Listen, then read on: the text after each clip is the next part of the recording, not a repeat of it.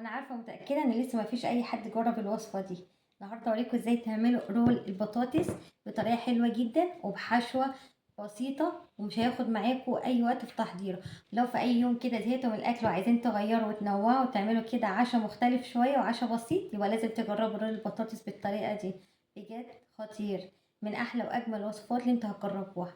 تعالوا النهارده اوريكم ازاي تعملوها بطريقه حلوه جدا وسهل وكمان اقتصادي ومش هياخد معاكم اي وقت في تحضيره. يلا بينا على طول نبدأ في الطريقة ونشوف عملناها ازاي. اول حاجة معايا كيلو ونص من البطاطس، دول تقريبا 5 بطاطسات كبار. انا جبتهم وغسلتهم، بعد كده سلقتهم زي ما بنسلق البطاطس عادي خالص. وبعد كده هو صفيتها كويس من المية وقشرتها. وبعد كده هنبتدي بقى ان احنا نهرسها. دلوقتي بقى هنبتدي ان احنا نهرس البطاطس لغاية ما ننعمها خالص، تبقى ناعمة معانا زي البطاطس البوريه بالظبط. اهم حاجة بس انت تهرسوا البطاطس كويس لغاية ما تبقى ناعمة معاكم خالص. خلاص كده البطاطس بقت جاهزة. هنزل كده ببيضة واحدة، وبعد كده شوية من البقدونس المفروم. هنزل كمان ب3 معالق كبار من الجبنة البارميجان، وهضيف كمان معلقتين كبار من البقسماط، وربع معلقة صغيرة من الفلفل الأسود، ونص معلقة صغيرة من الملح. هنا عشان حطيت جبنة بارميجان فبتكون فيها نسبة كده من الملح، فانتوا هتضيفوا الملح وبعد كده هتظبطوا الملح زي ما انتوا عايزين. انا هضيف نص معلقة صغيرة. وبعد كده هبتدي بقى انا الم المكونات دي كده كلها مع بعضيها، هبتدي بقى نعجنها كده عشان نخلط المكونات دي كلها مع بعض.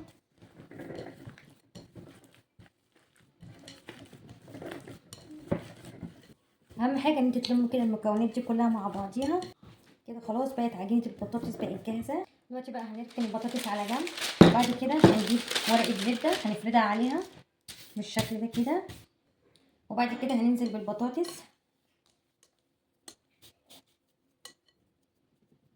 وبعد كده هبتدي بقى نفردها فوق ورقه الزبده بالشكل ده كده. هنفردها طبقه رفيعه خالص،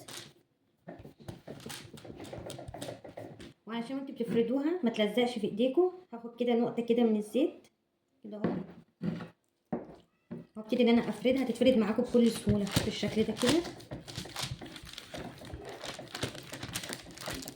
وبعد كده بقى هنبتدي ان احنا نحشيها. انا هحشيها شرايح من الفراخ المدخنه. انتوا ممكن تحشوها اي حاجه انتوا عايزينها او اي حاجه متوفره عندكم، مفيش اي مشكله. يعني الحشوه دي بقى ترجع لكم انتوا. هبتدي ان انا ارص كده شرايح الفراخ بالشكل دوت. ممكن تحشوها مرتديلا، ممكن تحشوها لانشون، اي حاجه انتوا يعني حابينها او اي حاجه متوفره عندكم بالشكل ده كده. او ممكن الحشوه تبقى ميكس ما بين المرتديلا او اللانشون، او ممكن شرايح كده من الفراخ المدخنه. يعني زي ما انتوا عايزين ممكن تعملوا ميكس، او ممكن تحطوا يعني حاجه واحده موجوده عندكم. فما فيش اي مشكله خالص في الحشوه، يعني الحشوه ممكن تقدروا تنوعوا فيها زي ما انتوا عايزين. وبعد كده هضيف كمان شرايح كده من الجبنه بالشكل ده كده.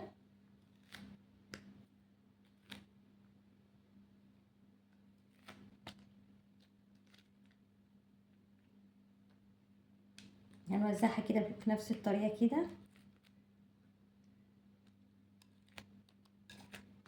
وبعد كده نبتدي بقى نلفها رول بالشكل ده كده بورقه الزبده اللي احنا حاطينها من تحت بالراحه خالص كده. هتتلف معاكم بكل سهوله، شايفين؟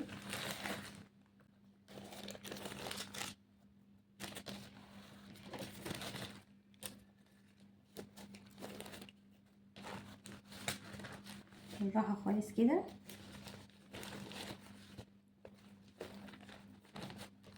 وهنيجي بقى على الحرف هنا، من الحرف هنبتدي بقى ان احنا هنلفها كده بنفس الطريقه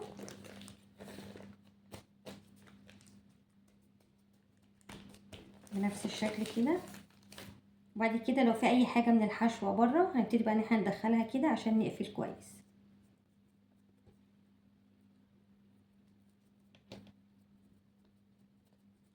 نسويها بس اهم حاجه كويس كده بالشكل ده.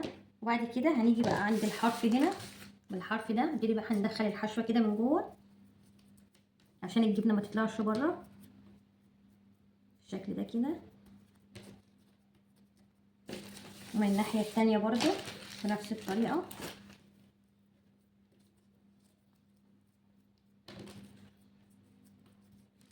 بس كده بقت جاهزة.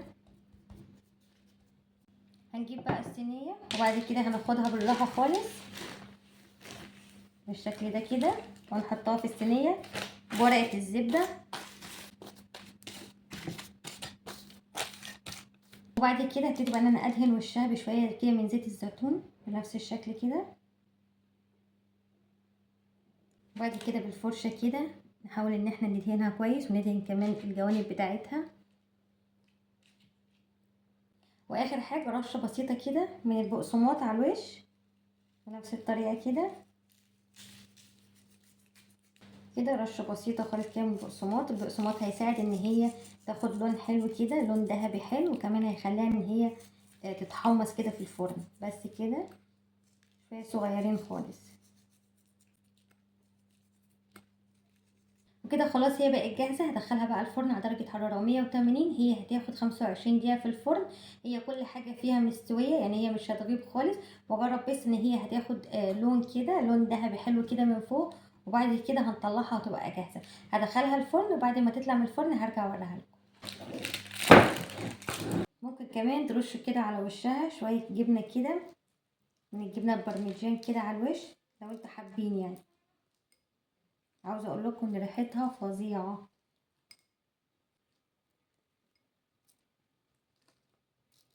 شايفين بقى شكلها فظيعة بجد. تعالوا بقى نقطعه مع بعض ونشوف شكله عامل ازاي من جوه.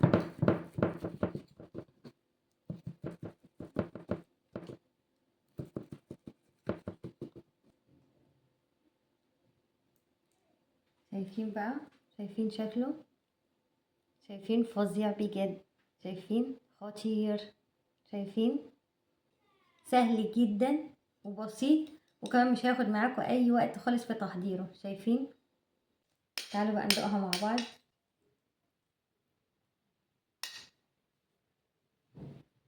شايفين؟ بصوا الجمال.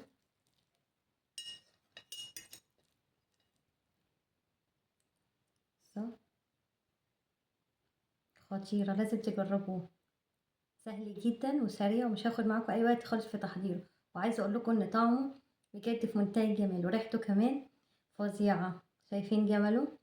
طعمه لا يقاوم. شايفين؟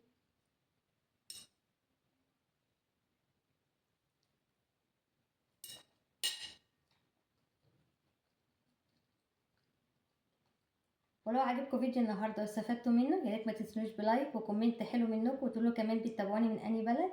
وبألف هنا على كل اللي هيجرب وصفه النهارده، واشوفكم تاني على خير في فيديو جديد، وباي باي.